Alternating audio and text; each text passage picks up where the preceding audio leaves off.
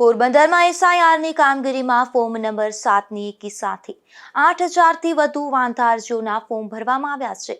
તેની સામે સુન્ની અંજુમને ઇસ્લામી પારદર્શક વહીવટ સાથે તપાસની માંગણી કરી છે। એસઆઈઆર અંતર્ગત ફોર્મ નંબર 7ની વાંધા અરજીની પ્રક્રિયામાં પારદર્શિતા લાવવા પોરબંદર સુન્ની અંજુમને ઇસ્લામ દ્વારા રજૂઆત કરવામાં આવી છે અને પોરબંદરમાં પણ ફોર્મ નંબર 7 ભરી અને અમુક તત્વો દ્વારા એસઆઈઆરની પ્રક્રિયામાં વિક્ષેપ પાડવા હરકત કરી હોવાની ફરિયાદો મુસ્લિમ જમાતના આગેવાનો અને લોકો દ્વારા કલેક્ટરની લેખિત ફરિયાદ આપવામાં આવી છે અને પોરબંદર વિધાનસભામાં 8,000થી વધુ ફોર્મ નંબર 7 ભરવામાં આવતા મોટા કુંડાળાની આશંકા દર્શાવવામાં આવી છે।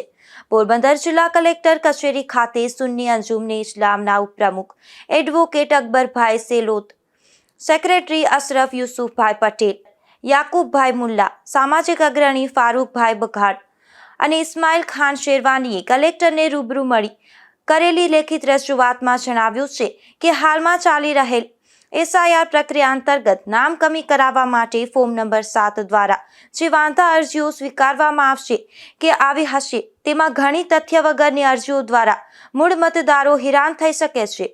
જ્યારે કોઈ વ્યક્તિ અન્યના નામ સામે વાંધો ઉઠાવે ત્યારે જે તે મતદારને નોટિસ આપતા પહેલા પ્રથમ તબક્કે ફરિયાદી પક્ષને નોટિસ ફટકારી તેની અરજીમાં રજૂ કરેલા તથ્યો, પુરાવા અને આધારની સંપૂર્ણ ખરાઈ કરવામાં આવે।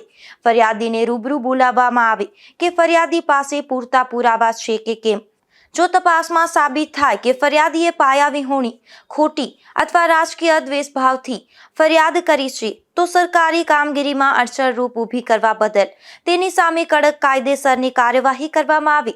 ફોર્મ નંબર 7 અંતર્ગત નામ કમી કરાવવા અંગેની અરજીઓ માટે ફરિયાદી પક્ષનો વાંધો સાચો સાબિત થાય ત્યારબાદ જ વોટર આઈડી ધારકને નોટિસ પાઠવવામાં આવે।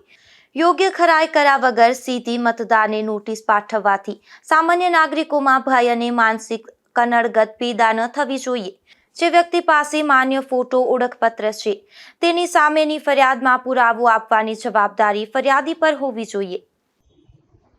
આજરોજ અમે પોરબંદર સુન્ની અંજુમન ઇસ્લામના ડેલિગેશન દ્વારા પોરબંદર કલેક્ટર સાહેબને એસઆઈઆર બાબતે એક આવેદન ફરિયાદ અરજી આપેલ છે।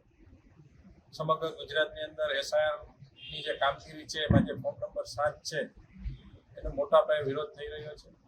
અમને અમુક માહિતી મળી, અમુક ફરિયાદો અમને પાસે લઘુમતી સમાજના આગેવાનોની, જમાતના પ્રમુખોની આવી, તેના અનુસારે આજે અમે ડેલિગેશન કલેક્ટર સાહેબને મળ્યા અને વિગતવારનું એક આવેદનપત્ર અમને આપ્યું કે જે ફોર્મ નંબર 7 છે એમાં વાંધેદાર પોતે એવું જણાવે છે કે ભાઈ મને આમાં ખબર નથી, મારો નંબર, મારું નામ ક્યાંથી આવ્યું, હું કોઈ સહી કરતો નથી, આમાં ઇંગ્લિશમાં સહી છે, મને ખબર નથી, તમે જ્યાં કહો અહીંયા હું આવવા તૈયાર છે, મેં કોઈ જાતનો કોઈની સામે વાંધો લીધો નથી।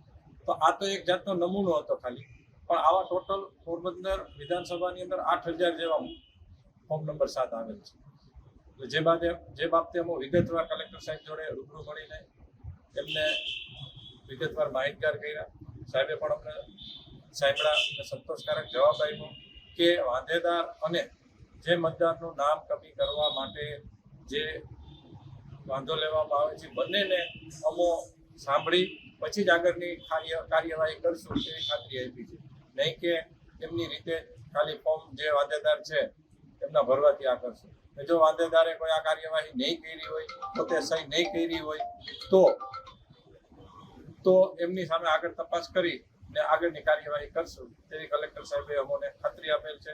જે બદલ અમે કલેક્ટર સાહેબ અને વહીવટીતંત્રનો આભાર માનીએ છીએ અને આગળની કાર્યવાહી માટે અમને આગળની કાર્યવાહી શું કરવી તે અમારી લીગલ ટીમ પોરબંદરના વિવિધ વકીલશ્રીઓ અને આગેવાનોની માર્ગદર્શનની મીટિંગ બોલાવી આગળની કાર્યવાહી કરશું। ખોટા આધાર વિહીન અને દુરુપયોગી અરજી કરનાર ફરિયાદી સામે કાયદેસરની કાર્યવાહી થાય તેવી માંગ કરી હતી।